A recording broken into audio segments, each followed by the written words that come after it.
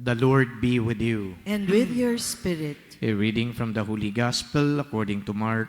Glory to you, O Lord. Jesus came to Capernaum with his followers, and on the Sabbath he entered the synagogue and taught.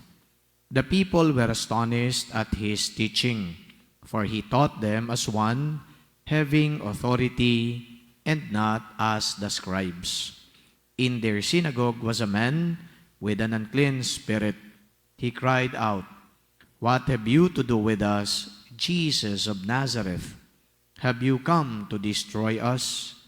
I know who you are, the Holy One of God."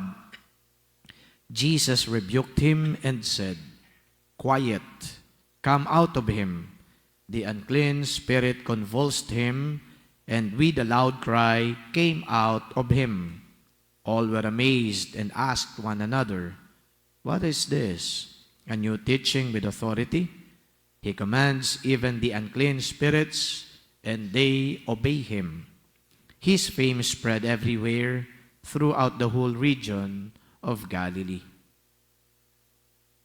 The Gospel of the Lord. Praise to you, Lord Jesus Christ. Yesterday, we reflected on the public ministry of Jesus, specifically the beginning of it. And we also mentioned about the call of the first disciples. And then I challenged those of you who were here yesterday what it is that you gave up in exchange for Jesus. The call of Jesus was an life-altering experience for the first 4 disciples. And then the question was, what have you given up for the sake of Jesus?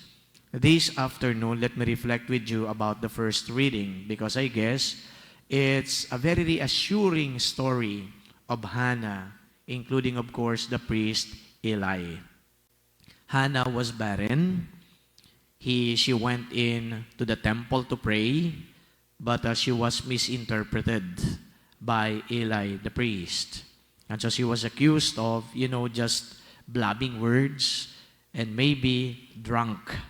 But Hannah was there in order to beg the Lord to look down on her and then, of course, do something for her, including specifically asking for a son. And then Hannah was actually assured by Eli that she will be prayed for.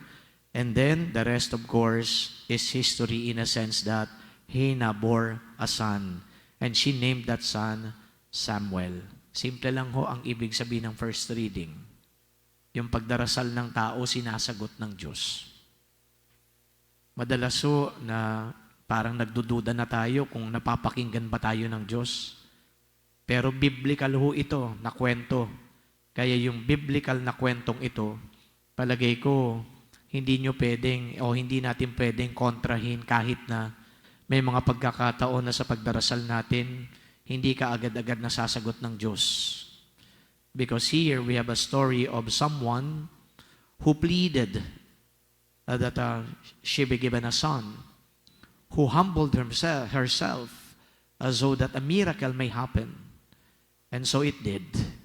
Again, God's generosity, God's ability to listen, God's ability to respond and to provide. Paulit-ulit lamang po ito na nababanggit sa banal na kasulatan. Paulit-ulit din na napapakinggan ng bawat isa sa inyo. Pero masarap din na paulit-ulit na ine-emphasize para hindi tayo nakakalimot. Because you know why? There may be instances that we are so disgruntled, we are filled with resentment, because it's as if our prayers are not being heard. We have waited for so long, and yet all those answers have not been given to us. And so therefore, we start losing hope. We start perhaps losing our faith. But then let this story in the first reading inspire us all the more to cling to our God. At alam nyo, ang isa pang magandang i-emphasize dun sa kwento, pagkatapos na maibulalas ni Hannah yung kanyang hinaing sa Diyos, umuwi siya ng bahay, kumain silang mag-asawa, and it was described na wala lahat yung bigat na kanyang nararamdaman. What does that mean? Ipahayag mo na lahat sa Diyos. Pinakikinggan ka niya. Nandito ka, sabihin mo na lahat. Yung mga frustrations mo sa buhay, yung mga hindi magagandang karanasan mo, banggitin mo na lahat. And we hope and pray that after doing that, you go out of this church feeling empty. Empty of those baggages that you carry. Di ba? Sabihin mo na rin, yung galit, pati na yung mga pagseselos, o di kaya yung, mga inggit, kung ano-ano pa, para maibulalas mo na yan. Nang sa gayon, pagkatapos ng ating pagdiriwang, magaan yung buhay. I will emphasize that. Hannah just simply had dinner or maybe lunch or had a meal with her husband and she felt fine. Alam niyo kung bakit? Hindi lang dahil na ibulalas. Palagay ko ito ang dapat natin na maintindihan. Kaya magaan ang kanyang pakiramdam dahil yung kanyang pagtitiwala na siya ay pinakinggan ng Diyos at di siya bibiguin ng Diyos. Again, this story is told over and over again. The message is retold always. It's always being emphasized.